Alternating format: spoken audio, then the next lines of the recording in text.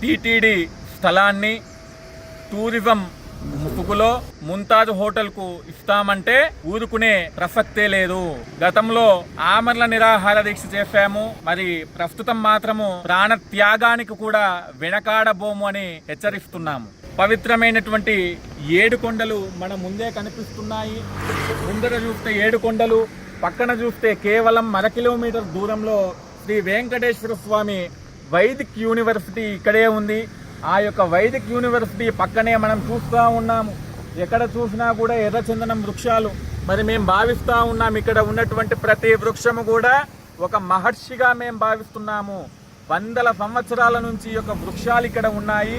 వందల సంవత్సరాల నాటి విలువైనటువంటి వృక్ష సంపదను నాశనం చేసి ముంతాజ్ హోటల్కు కూడబెట్టడము అంటే ఈ యొక్క టీటీడీకి, హిందూ ధర్మానికి తీరని ద్రోహం చేస్తుంది ఈ యొక్క టూరిజం శాఖ అని మేము భావించాల్సి వస్తూ ఉంది.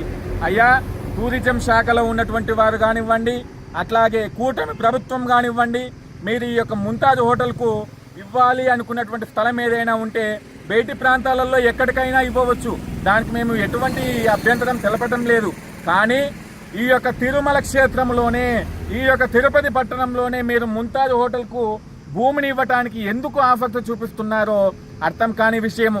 ఇప్పటికే మా వారు ఎన్నోసార్లు అబ్జెక్షన్ చెప్పడం జరిగింది, ఎన్నో విధాలుగా మీకు తెలియజేయడం జరిగింది ఇక్కడ ఇవ్వవద్దు అని. అయినప్పటికీ మీరు మీ యొక్క ఈ తిరుమల తిరుపతి క్షేత్ర పవిత్రతను దెబ్బతీసే విధంగా ఈ ప్రాంతంలోనే మేము ముంతాజ్ హోటల్కు భూమిని ఇస్తామని మళ్ళీ ప్రయత్నాలు చేస్తూనే ఉన్నారు. మీ ప్రయత్నాన్ని విరమించుకోకపోతే తెలుగు ఉభయ రాష్ట్రాల్లో ఉన్నటువంటి హిందూ సనాతన బంధువులందరూ కూడా తిరుమల చేరుకోవడం జరుగుతుంది. ఈసారి ప్రాణ త్యాగానికి కూడా వెనకాడబోమని హెచ్చరించడం జరుగుతుంది. కాబట్టి మీ యొక్క పనికి మాలిన ఆలోచనలు ఏవైతే ఉన్నాయో, తిరుమల క్షేత్రం యొక్క పవిత్రతను దెబ్బతీసేటువంటి ఆలోచనలు ఏవైతే ఉన్నాయో అవి తక్షణమే మీరు వెనక్కి తీసుకోవాలని, మీకు వీలైతే ఇదే క్షేత్రం లోపల తిరుమల తిరుపతి వెంకటేశ్వర స్వామి వైభవాన్ని తెలియజేసేటువంటి విధంగా భవనాలు కట్టండి.